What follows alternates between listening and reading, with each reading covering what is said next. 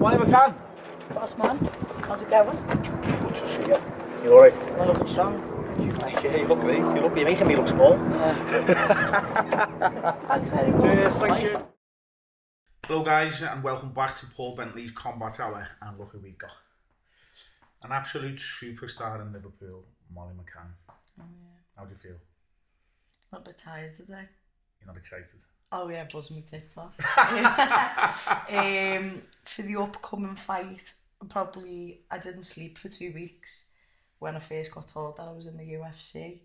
The video circulated obviously of me finding out, and I was sitting on the toilet and my manager recorded me getting the good news.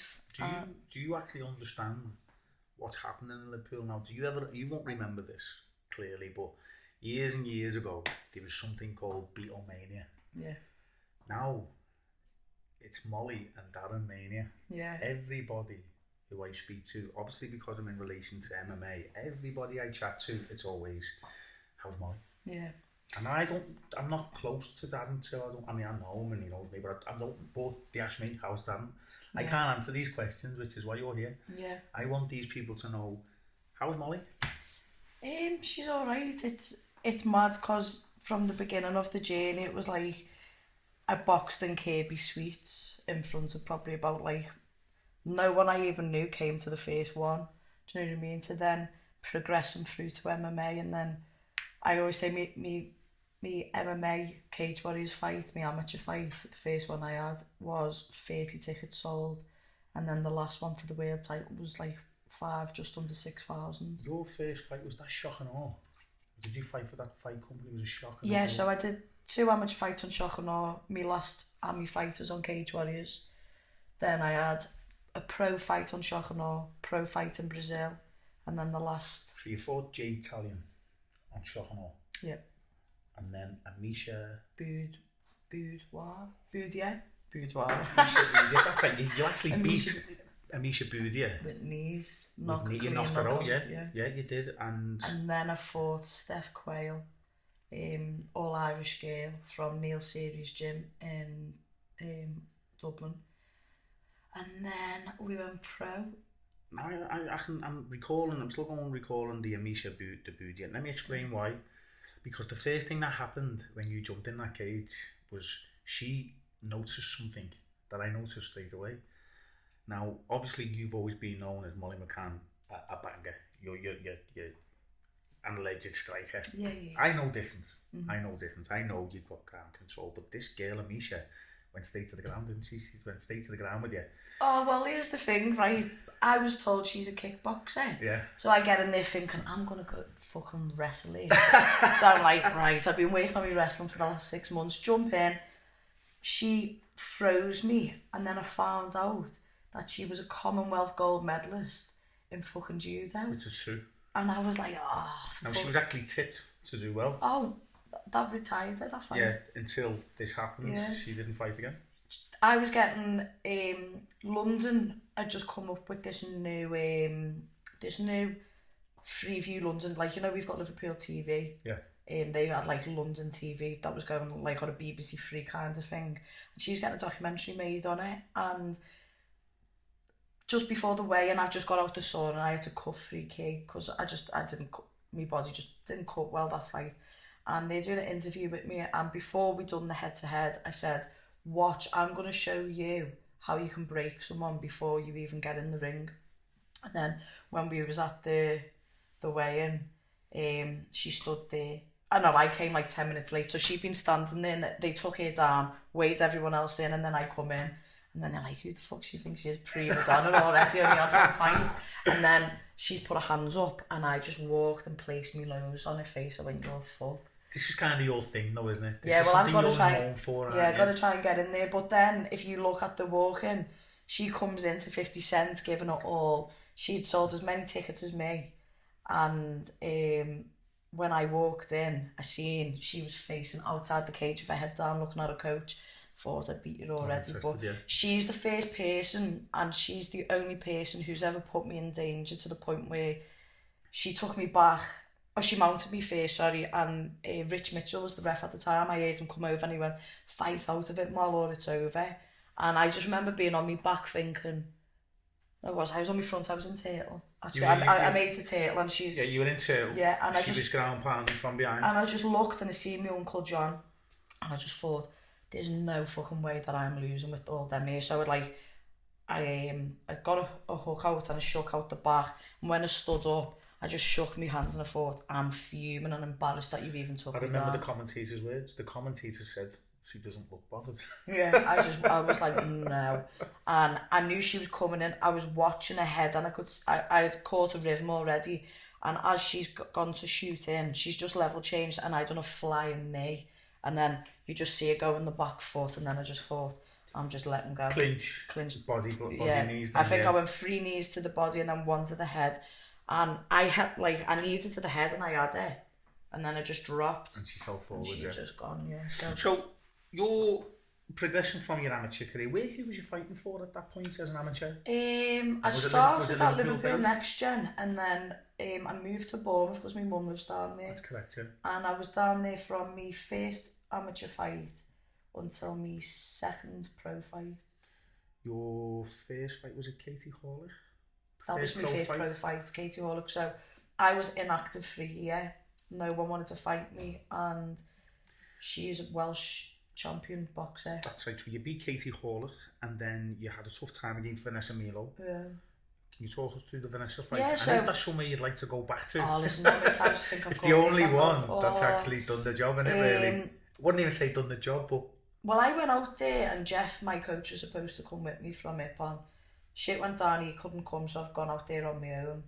And I knew an American out there called James Gray. He'd flew from Detroit to come and call me when I got there. I was like, James, can you come? And he was like, yeah. Funny enough, when I was out there was a man called Marcelo, and he some Brazilian man, he went, Molly, because he heard I was a Scouser. He undid his top. I was thinking, what's going on here? And he's got Brazilian Scouser tattoos on his chest, and then he's got Calbon there. Oh, right, yeah. Yeah, so then he goes... Was that Brigadeiro? Yeah. We were just talking about him in the last show with Lee Chadwick. Yeah, so... He trained at Calbon. Yeah, and then he took Darren over there. But anyway, he goes, oh, there's another Scouser here called Darren. So I was like on my own, I just thought Scousers stick together. So I sent Darren, I found him on Facebook and I sent him a message going, do you fancy coming down and cheering on another Scouser? And he was like, yeah, I'll come down, I'll see you tomorrow. This is Darren Till. Yeah. And then... it's weird how your paths have crossed. Isn't it? Mental. And now you're both in the both UFC in Sao Paulo, and now we're both fighting on the bar. Making history as the first UFC fighters in Liverpool, Echo Arena. Yeah. It's mad, it's strange, isn't it? Yeah. So progression from there, then you had a really tough fight against a French girl, Valerie Demeric. So... Who was a Thai fighter? Yeah, she's a 135 who dropped down to 125 just to come and fight me for the belt. Now, going from Brazil, I won the fight in Brazil. I just got like daylight robbery. You're fighting a Brazilian in Brazil on a Brazilian show with all Brazilian referees and judges. It's just like, I had to knock her out and I didn't, do you know what I mean? But I've come back and my dad was really ill. Yeah. And he was diagnosed as being terminally ill, so my head was everywhere and I got this fight and I've still got demons in my head thinking, are you actually what you thought you was? Because I've always thought I was the best in the world, and then getting that decision, and, well, I weren't. Do you know what I mean? So, against Valerie Demeric? Yeah, so I've come into this fight camp thinking, right, I've got to prove everyone wrong. I've got to prove myself right and prove everyone wrong. And that fight camp, I was training with a guy called Steve O'Keefe in London, in Newham. And he'd fought Conor McGregor on Cage Warriors. Right, okay. So he's a good lad. And I just wasn't getting what I needed at Ippon. So I was trying to, the closest place was kind of shooting to London and back. And on the day of the fight, I've weighed in, I made the best weight cut I'd ever made. I didn't cut nothing in water. Yeah. I woke up and I was like, fucking hell, I'm on weight, buzz. It was the green tea. I was drinking green tea. I've got to swerve the coffee and drink green tea. Is this an advertisement for green tea? I know. Whoever's a sponsor has got green tea. Who sells green tea? You know what's going to happen now, don't you? There's going to be an immense blow up in green tea sales, Facebook sales a lot. Molly McCann's going to be on the front of green tea bags. Yeah. Meatball tips. on the day of the fight, I've walked into the front room in my mum's, and my dad just had his head in his hands crying, and I looked at my mum and was like, what's going on? This is when he was terminally So he had this thing in his heart, primary pulmonary hypertension, which is like fucking 1 in 2 million get. So our luck, he gets something that's incurable, and he was on a transplant list actually for his heart, and then he went yellow, and he had like all these kinds of tests come back, and then I walked into the front room, like, fight music on, like, come on, this is going to be fucking sick. And my dad hadn't been to the last 2 fights, which he'd never missed one, but he wasn't well enough for the other 2. Of course, yeah. And I've walked in, and he's crying, and he's like, you can't see me like this, go out, go out, go out. And I was like, Mum, what's wrong? She's like, he's got cancer, Mum. So he got cancer in his liver. And basically, we just had this little moment where we was just all together, and it was like, fuck, like, what more's going to get thrown at us? And I just remember just going to the fight thinking, there's even more added pressure. Like, me head's now over there when I should be thinking about everything else here. And then that fight, I got in there and I just looked at this girl, I thought, I'm going to kill you.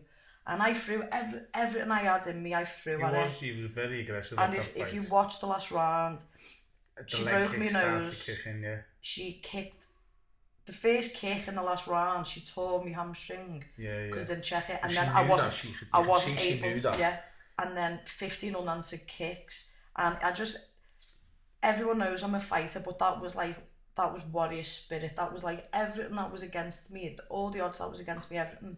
I was just like, you're not having it, and I just made it look like I weren't hurt. But the second the bell went, I just dropped and I was crying, and then my coach came in and I started having anxiety attacks. So I was like, come here, and I had to put my head down because I thought I don't want everyone to see. Yeah, when we seen that you won a title in a fight, and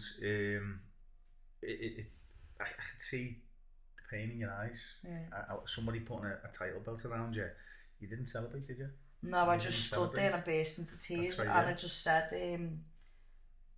I said on the microphone at the end, like, everyone knows how tough of a time that we're going through, and I probably wasn't an easy person to be around, and I was probably hard work for everyone because I was cutting weight and dealing with what I was going through. But I just wanted to thank everyone for coming, and every day, it was an everyday fight. It weren't like a fight camp, like every day was like fighting for just more time with my dad, or fighting against my mum, because I was like the punching bag for my mum, do you know what I mean? Because she couldn't kick off on no one, and she was angry with the words with what was happening, but she couldn't be angry with no one else, or show him that she was angry, so I take it out on the people we love most, don't we? Yeah. It's a tough time, Mal. I remember your stages in your career, and I remember watching how you react in all your fights from day one. Molly, I've watched you since your first ever fight. I've watched you progress, I've watched you mature in the cage, I've watched you do silly things, I've watched you do fantastic things, and then when I saw you win that belt, part of me broke as well. I thought, this is at a point where it's the biggest day of me fighting career. Other than winning an AB title, I think no one you can't take that away from a boxer once you've got that. That's you. But the demons I had from the Brazil fight and everything that had gone on that day, it was just like, I just don't know where to go from here. Do you know what I mean? But then you overcame that. And you're on now a 6-win streak, 6-win fight streak. Not only are you the Cage Warriors world champion, you're a UFC fighter. I mean, some people put things down to certain things, don't they? Some people think, did that tough time in your life create something in you that made you want more? Did you feel it's important now that you leave a legacy worthy of your father, who helped you through everything and was there through everything, wasn't he, and supported you in every way? And it's one of them things, isn't it, where, you know, look at what you've become. Yeah, who wouldn't be proud of you? Yeah, I remember. Us as a city are proud of you. He was in a hospital in London, in Kensington, and I'd have to get the train to go and see him. And I'd walk in, and he'd be so done in from the steroids, and he was bloated up. And I remember I'd always walk in, and he'd be showing everyone like videos of me, and I'd walk in and I go, "What are you doing, soft lad?" And he'd just be showing my fights to everyone. And he wasn't my biological father, he was my stepdad, but everyone knows he was my dad. That's your dad. And he'd go, I'd hear him say to people, oh, look at my daughter. And honestly, like, when you've grown up in a background where all you've wanted is a family, and like, I was always daddy's girl. Like, when my dad wasn't there, my real dad, I'd look towards my uncle as my dad, and then my uncle went away. And then when my stepdad Paul came on the scene, it was just like perfect, and then it just got ripped from us, do you know what I mean? Yeah, of course. While we're on this subject, then somebody came into your life who I suppose you could say is another father figure, Mr. Paul Rimmer. Yeah. Well, he's Uncle Rim, isn't Uncle Rim, yeah. Rim. He probably, if he's not, he already is one of the best coaches in Liverpool, England, and as far as jiu-jitsu is concerned, he's right up there. And how has his influence been on your life, future? So, when I started MMA, I was in a wild time at university. I'd stopped playing football, stopped boxing, and I was kind of like... What's wild? We've been here before, haven't we? Oh, yeah, do you remember that? On Radio City, yeah. I think everybody heard how wild it was, didn't it? It wasn't games of chess or nothing like that. No, okay. Do you know, like, you imagine being an athlete from the age of 11 to 21, 22, and then your career gets taken from you through injury. Yeah. I then went and did what most 21-year-olds would do at university. I went to raves, I went to festivals, I lived life at medication. I had fun, and to the average person, I probably weren't doing nothing wrong, but as an athlete, I weren't living a healthy life or a clean life, and it started getting the better of me. I was starting to get, not in trouble with the police, but they'd come to the house a few times for me getting up to no good when I was drunk and that. And then I got... I'm thinking of me, I'm thinking... Don't even ask me up. No, there was one point when I had trouble in Manchester, and it was like 6 months on, and I'm in the shower, and my nan's going, Molly! I'm like, what, Nan? She's like, the police are at the door. So I'm like, in my towel, going to the front door, and they go, hey, you're going to have to come with us to the station. And I heard the accent, so I was like, wait, what? It's like, yeah, you're coming to Manchester Station. Get into the station. Like, oh my God, what the fuck have I done? Because I didn't know. And he's like, right, you're getting arrested for criminal damage and drunken disorderly. I'm like, what? They just put this video. Is this you? I was like, oh my God. Really? Yeah, so at that moment, I had to say, like, I had to not plead guilty, but I was like, yeah, obviously it's me. And I had to talk with the woman whose bar it was, and basically we come to an agreement, if I give her £1,500, she wouldn't press charges. And in that moment, that changed me, and I just thought, fuck, I always had worked in America and gone to America, so I thought, if I fuck about, I'm not going to be able to get back over there. And that was the changing moment for me. And then, like, literally the next weekend, I joined Next Generation with Paul, and he guided me on this journey of just like the right path, and he says to me a lot, like he calls me a student of the game, and there's many people who are gifted, are involved, and there's people who don't have to work as hard as what I do, but in order for me to have achieved what I've achieved and to be who I am and go where I want to go, I have to constantly be in that position. And he's just like, he's like this little puppet master, and he just knows. He just knows what he's doing, and he doesn't do nothing for him. It's selfless for us. Do you know what I mean? And the gym's thriving off it. He's a really good coach. He's really good at what he does. I like how he puts his arm around his fighters when needed. It's like he knows when. And with me, it's very much tough love with me, because he's got to be different with the lads, because they're like big babies, because they've had him from this big, he's like the dad to them. But that's right, like he knows, like, my relationship with him, what my relationship like with a man is, and he knows I'm always looking for that, like, male figure in my life to look after me. And it was the first Cage Warriors fight where we fought Lacey Shuckman, and we was given 15 days notice for the biggest fight in my life, for the biggest tragedy of my life that was going behind the scenes. And after the fight... This is your first fight back, wasn't it? First fight back on Cage Warriors. Right, okay, yeah. And as a pro. And at the end of it, he hugged me and he said, I love you, I'm so proud of you. It's the first time he'd ever said it. I just started crying even more. I was like, oh my God. Because that means more. And he'll never say it all the time. And he'll never say, he won't blow smoke up your ass. Do you know? Because he won't, because he just doesn't. But the days when he goes to me, he did really fucking well then. I'm like, whoa, come on. Fair play, yeah. Fair play. And so straight after that, you took on Priscilla D'Souza. We just started the camp together. That's correct, yeah. That's right, yeah. I think I started it next then. Yeah. I remember that fight. It was a good fight, and you're training alongside some massive names, aren't you? With Fish Gold, Paddy, Paul Bentley. Chaddy was there as well. Me and Chaddy was cutting weight together in the. That's right, yeah. Do you remember the fight with Priscilla? Do you remember how it went? Do you remember how she went? Do you remember so we've weighed in and she's coming 6 pounds over. Yeah, it was completely strange, wasn't it? And I hadn't been like aggressive in a weighing for a long time. And I got in her face because I was like, fuck you. You sent her back to sauna, didn't you? I sent her back to sauna because I thought, I flew to Brazil and I cut 10 pounds in a sauna and I was given it a day to make weight. I was like, you've been here for 3 days and Fishy was in the sauna with and she was 131 and she said to her coach, I'm not cutting no more. And Fishy came and told me, I'm fucking fuming, I'm going to make a show of her. And her head went. And then I just remember, before I walked out, Graham Boylan come over to me and went, if you win this, you get the world title shot next. That's right, yeah. And then my head was like, oh my God, don't anymore. I had pressure there, do you know what I mean? But that was the most aggressive I've seen you with Priscilla. Yeah, because I was aggressive, but for me, it was she's ex-training partner of Jessica Andrade. Which she kept on using as well. Yeah, and who else was she? Claudia Gardelia, so massive Brazilian black belt. I think she was a brown belt. She was out in Albuquerque in Holly Holmes gym in Jackson Winkle gym. And she took me down and I popped straight back up.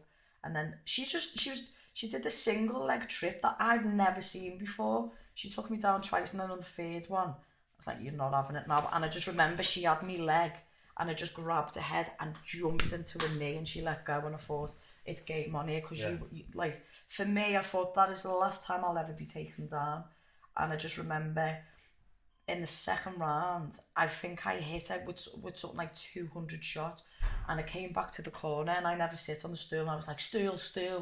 And they're all talking to me and everyone's shouting at me in different things because everyone felt, when I fight, I think people feel the pressure because they know how much it means to me. And it's like being in the ring with you. Yeah, isn't it? Is, yeah. And they're like, ugh, and I was like, just fucking give me a bit of water and I'm going to go out, I'm going to go and finish it. And I just remember how much the crowd was on my side and wanted to finish. To be fair to Priscilla, I mean, although she was a bit arrogant in her approach to the fight, she could take a dig, couldn't she? Oh my God. I was in there, I was stamping on her feet. I'd given her everything I physically had to give without over committing, so she took me down again. And she was going, ah. And then we took her to the after party with us after, and she was telling me she's got 2 kids and she needed to win. Because she got to show and to win, whereas I just get a pace. Right. So she needed the win to take the money home for the kids. So I was just like, we haven't got to pay for nothing tonight, do you know what I mean? Like, I'm not giving you any more. But I took 60% of her pace because she come in overweight. Cool, yeah. Yeah, but I thought, you're not fucking having it. It's the fight game. Yeah. It's one of them things in a fight game. Not when I was mentally strong enough to go to Brazil on my own and cut the weight. No, look, everyone's got their trials and retributions in fighting. You can either throw them and use them, or you can get on with it. And that's simply what it is. So then we move on to... Was it Brian Terrell? Brian Terrell? Yeah. I personally think you'll ever do. You tell me. Look, I'm sitting there ready to sign. I was at a football match, right, and I'm on the Friday. I've been with these doing a documentary, and we're like, right, we got a Brazilian, she's a much better record than me. I was like, yes, I'm going to fill her in because I just watched her. She was the southpaw and she's just looked rough, but do you know, a tricky customer. So it's like, yeah, it'd be hard to beat because she could bring me down to her level of striking when I think my technique is a bit more superior to hers. And anyway, I'm sitting there at this football match and I get a phone call and it's Paul Rimmer. And like when you're in fight camp, if you get a phone call of Paul Rimmer, it's like your opponent's pulled out or you're not fighting or something, do you know what I mean? And he goes, Bryony Tyrell has asked to fight you. And alarm bells started ringing for me. I went, does that mean we get more money because we haven't got to pay for a fighter to come from Brazil? Does that mean that we can sell the story better because there will be a bit of animosity there now because she's supposed to be my friend and ex-training partner's now asked for the fight? Because haven't you just didn't you fight? Yeah, like he's fought in the amateurs, didn't you? Yeah, I had like put her up, like trained her for nothing, done PTs for her, always wrestled her. And the thing with me is, and what people know is, if someone asks me to go and train with them, it's not about my ego. If it's about them in their fight camp, I'm going to let them feel fucking unreal. Because if they get around on me, they're like, oh, I just got around on Molly. Yeah. So I've done this the whole time that we've ever trained. I've never hit it with more than 10% of the job. And then when we weighed in and that, I didn't look at her. And then when we got to the cage, if you watch us meet, our eyes lock. And I just looked at her and I said, remember, you're the one who asked for this. I didn't ask for it. And she went, I know, and looked at the floor and went, you fucked. You've just fucking lost. And it was the first fight in which it was like controlled aggression instead of like a house fire. It was like just a fire in the fire pit. Yeah. And it was still the same heat, but it was just controlled. Do you know what I mean? Yeah. And I just waited for the time. And I said, Paul Rimmer said, finish it in the second. He said, just have fun in the first and go up, finish in the second. And after the first round, I've come back, and he was like, I've got nothing to say. You've executed everything that we've asked for. I went, give me a drink, and then I was like, I was ready to go again. And then she tried to take me down, and I stuffed her for the third time. And Paul was like, you've got to start getting that street back in there.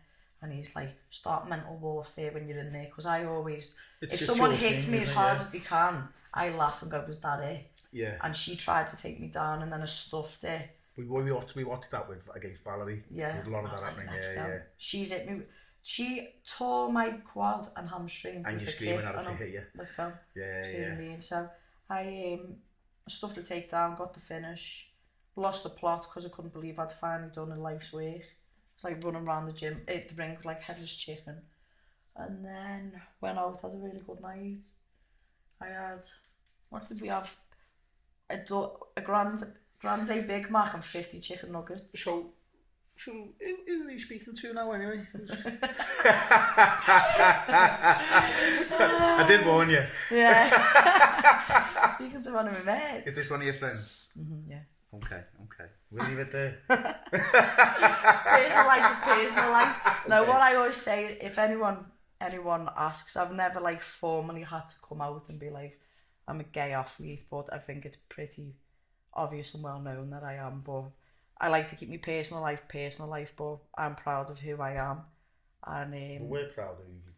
Yeah, like I literally put a post up yesterday, and it was like MMA is a safe place to land. Like, you can be black, blue, yellow, white. You can be a Muslim, Christian, Buddhist. You can be gay, straight, transgender. You step onto that mat and engage in jiu-jitsu, and you can have, like, we've got the most lads in our gym, and they're rolling training for gay man, and there's no biggie. Yeah. Do you know what I mean? So yesterday I was on a little post and just saying, like, that helped me be comfortable in myself.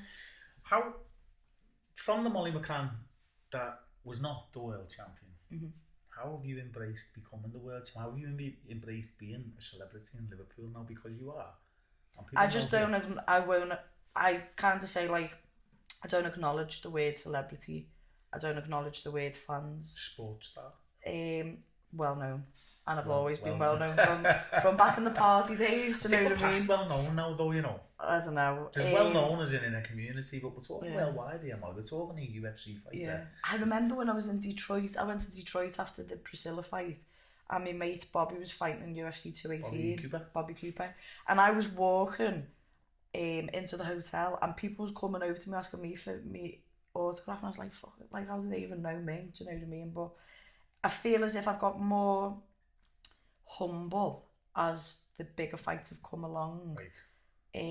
I don't feel like the desire to win has got any less. The pressure's gone. I don't feel no pressure. I feel like I'm more mature and I know a better way to act. Because there was when I started seeing people post saying they'd rather their daughters be like me than Kim Kardashian, I thought, I've got to start looking after myself a little bit better. Like, say when we'd go out, she'd go, you just need to watch yourself on how you are now when you have a drink, because I'm a party animal and I like, give me a vodka Red Bull, I'm like, wow, jumping on tables. And that side of me is probably never going to go, but I've got to, I'm not that, you wouldn't catch me, well, definitely not now in the UFC, but you wouldn't catch me being a divvy anymore, not now I know when this Well, I've known you a very long time, I've never known you to be a tit. I'm not like a tit, but you know, if I'm like had a bevy, I'm just loud. But isn't everyone? Yeah, I don't know. You want to try going out with Lee Chadwick? My God. Oh my God. Oh my God, he's trouble. Yeah. Now he's a big kid. Yeah. I'm trying to get him out. Do you know one time, right? Lee Chadwick, this is true, this right? He was in Manchester on a night out. I got a phone call from a doorman in Manchester, phoning me while I was in bed. Phoned me and said, "Is there any chance you can come and get him? We can't control him, and we don't want to go near him because he littles." I bet he's like a bull seeing red there, isn't he? I had to drive to Manchester. Yeah. Get him out and go home. Really? Yeah. So I hope you're not like that. No, I don't know. No, it's got to that point where I don't know. I was taught you show someone like you meet at the bus stop with the same, you treat them with the same respect that you treat your nan. Of course. So I kind of feel like now when people, it's like it's quite constant when you're out. It's like everyone's on you, and sometimes it's a little bit like, especially when you go out for a drink and people have had a bevy. I struggle after a fight because everyone who generally comes to watch me have been drinking for hours, and I'm like one of the last on. So when I get in there, people forget you've just been to war, and they forget that you saw. And it's like, if you met Anthony Joshua, do you think people would be jumping on him after a fight? They wouldn't. But where it's me, everyone's jumping on me and ragging me left, right and centre. And it just takes me like, when I won the world title, I hid behind her dad because I was about to have an anxiety attack, weren't I? Because it was like, everyone was on me, and I was like, right, I need 10 minutes to just realise what I've done, have a bevy and get on the level. Yeah. I mean, you're a young girl who's grown up from Norris Green and become an ABA champion. You become, you won the Shock and Awe title. You've won a Cage Warriors world title. And now you're a UFC fighter. Did you envision that? Of course. Did you know this was going to happen? The day I was a kid, I would say to everyone, I'm going to be world champion. When I was in boxing, I said I'll go into the Olympics. They was like, it's not even in the Olympics. And I was like, no, but I'll get there. And like, you were sitting in your house one night and you watched Ronda Rousey. I got sent home in a taxi from town, actually, is the story, because I was too drunk. So I worked at Subway, and it was about 3 a.m. They was like, you need to go home because you're doing everyone's. I used to do headstands, and I just thought it was really funny. And they sent me home, and I put the telly on, and Ronda Rousey was on, and I'd never thought nothing of it, and I watched it, and then I went on YouTube and saw loads of documentaries, and I thought, that's what I'm going to do. And I sent Paul Rimmer an email, which you may have seen. I've seen that one. 5 years to that day, I've sent him the email. I won the world title. Would you say Ronda Rousey was your idol? I'd say there's a few. I've had strong women. In my nan, me mum, were like the two people who just like, the back's against the wall, the chips are down, there's no money, there's a family to feed. How are you going to do it? Do you know what I mean? Or tragedy turns up and my mum's the one who's just like, right, this is what's happening, this is how it's done. So I've never been put in this position where I thought I'm not going to be able to do something. And my mum just used to sit me down and she used to go, right, what are your goals? Short term, long term. I've always been this person who's got like every Sunday night or Monday morning, write my goals for the week and what I'm going to achieve. And before I'd even gone in for the MMA class on the Monday, I was like, right, I'm going to be a world champion and I'm going to be in the UFC by the time I'm 28. And I did it. It's really funny that I found 3 years ago in July, I was in Las Vegas and I was out there training, and I found this pad in the hotel room and I wrote down my 5-year goal, 3-year goal, my next 3 years, to retain the Shock and Awe title, to win the Cage Warriors world title to sign for the UFC by June 2019. And it did. And I've done it. In 1 year. From April 1st to April 1st, from last year to this April, I had 3 fights in Cage Warriors, and won the world title and got signed to the UFC. It's got to be some sort of record, that. Yeah, no. Yeah. We'll have to look into that one and see. Okay, all I'm going to do now, Molly, is I want to ask you a few questions. You've got one answer only. Don't think too much about it. Oh, what's that word association? I'll close my eyes. I'm just going to ask you a question, you just give me the answer. Okay. Favourite food? Pizza. Fat bitch. I know. I have stuffed crust. So, what's that game, Mr. and Mrs? Mrs. and Mrs. Favourite colour? Blue. Oh, you never told me that. That's right. You're a proud blue, aren't you? Yeah. Do they support you? They fucking support me something rotten. It's my birthday on Friday and they've given me the box on Saturday. Have they? This Saturday? Yeah. And you're watching Tony fight? I'll be watching. Yeah, go to the beer cellar after. Can't be bad. I know. Favourite fighter? Male? What sport? Any?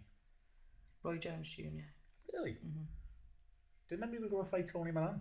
Yeah. Do you remember that? And he just didn't turn up, did he? He didn't Said he get couldn't be up. asked. Like the fighters on the Saturday, he was supposed to turn up on like the Friday on the plane and just didn't get on the plane. Cheers, Roy. Thanks for that, mate. Yeah.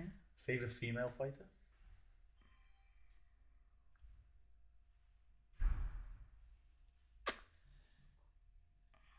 Katie Taylor. Ah, nice. Was either here or Rose Namajunas. Have you met Katie? I've met Katie. Not yet. We did a family tree on McCann side, and it turns out that she's like my second cousin. Really? Our granddad's the same person. Make sure we tag Katie in this. No, she's out there living the dream in America. She's just first female to unify the belts. So are you. You're out there living the dream. Yeah. You're about to create history. Okay, hardest fight?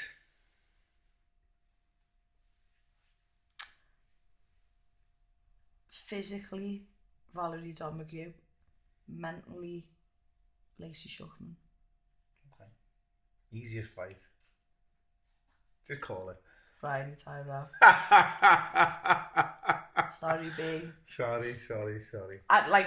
This is what you've got to think. If you think back to any fight of mine prior, Priscilla D'Souza, I was travelling 30 hours a week.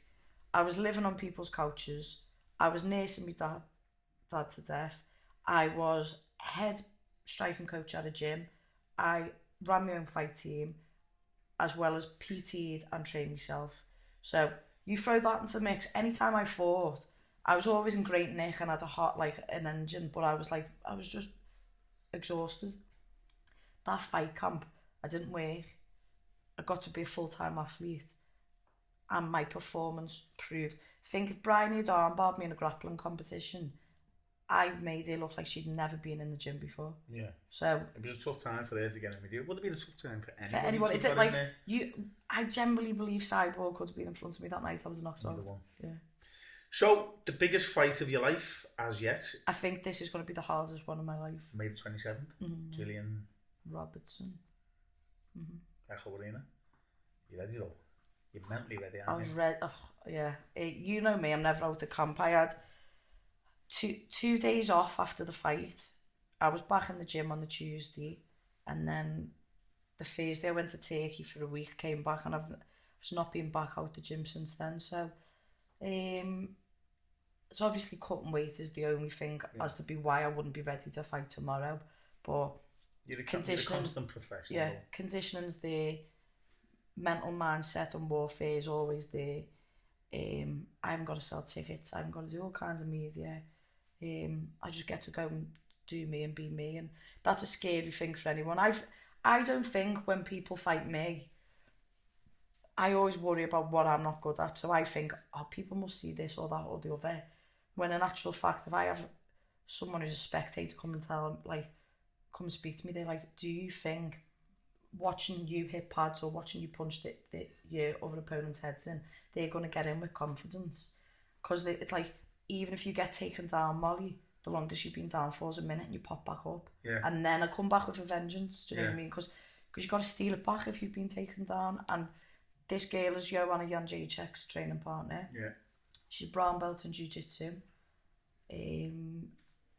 She's been going since 2010 or something. Was it 2012? What did we say? No, she started at 16 years of age, her first amateur fight. Oh shit, so she's 22, isn't she? She's had a very, very long amateur career. Yeah. She's 4-2 pro. Yeah. Her amateur career was fantastic. 11-1, was it? Yeah, but she was known as an amateur. So we both know the step up to pro is massive. She slipped a few times. She's had some really good wins. We are going to email her to get it in, find out her version of events.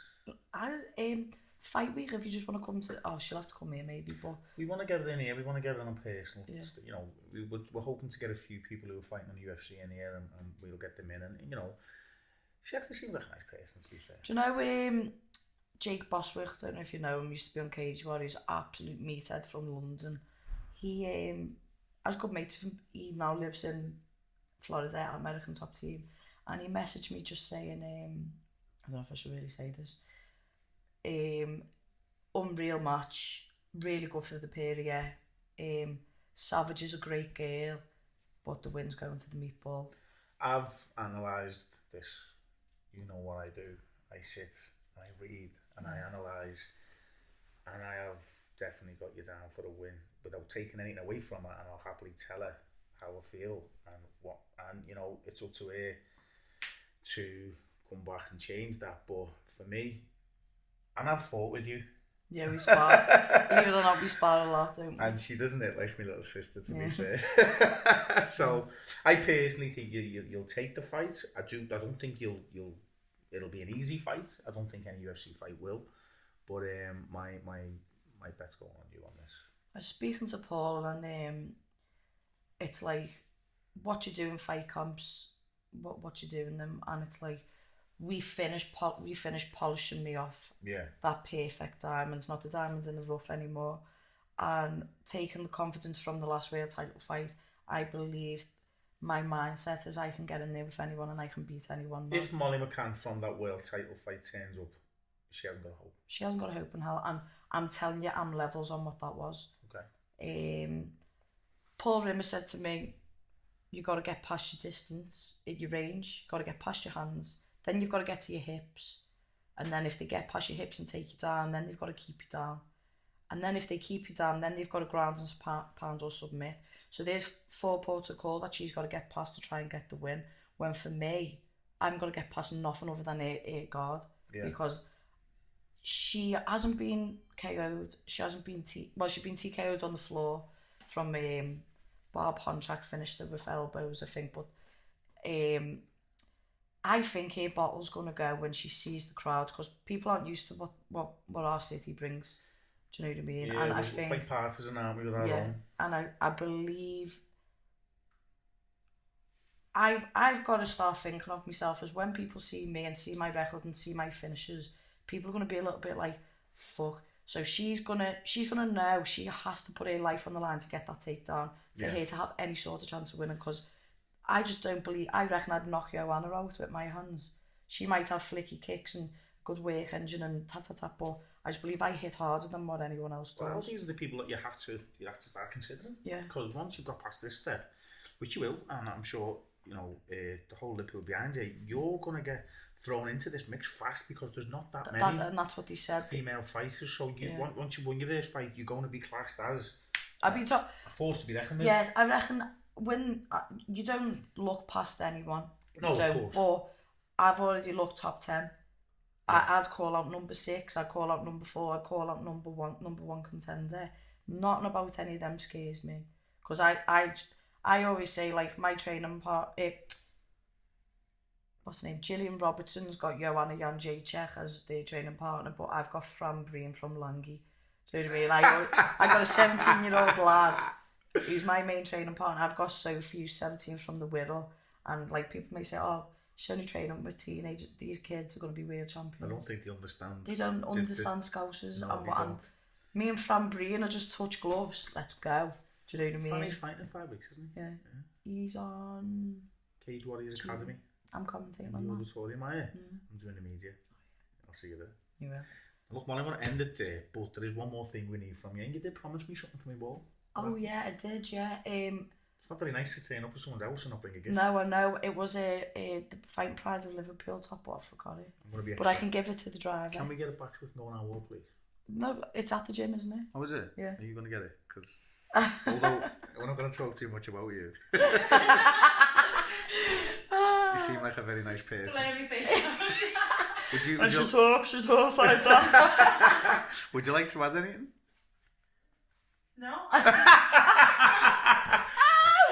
Molly, thanks very much. Love you. Now look, can you do me a favour? Yeah. Can you jump I'm on that? punching the punch machine out here. That's what it's about. Let me get it all hooked up for you.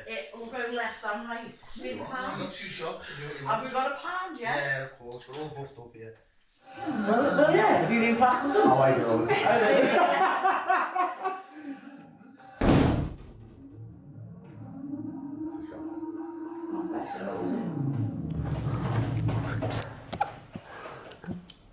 £2 you're on. That's it. Am I out now? 759, you're on. Can you have a go? No. Just so she can feel better. Take this 44, please,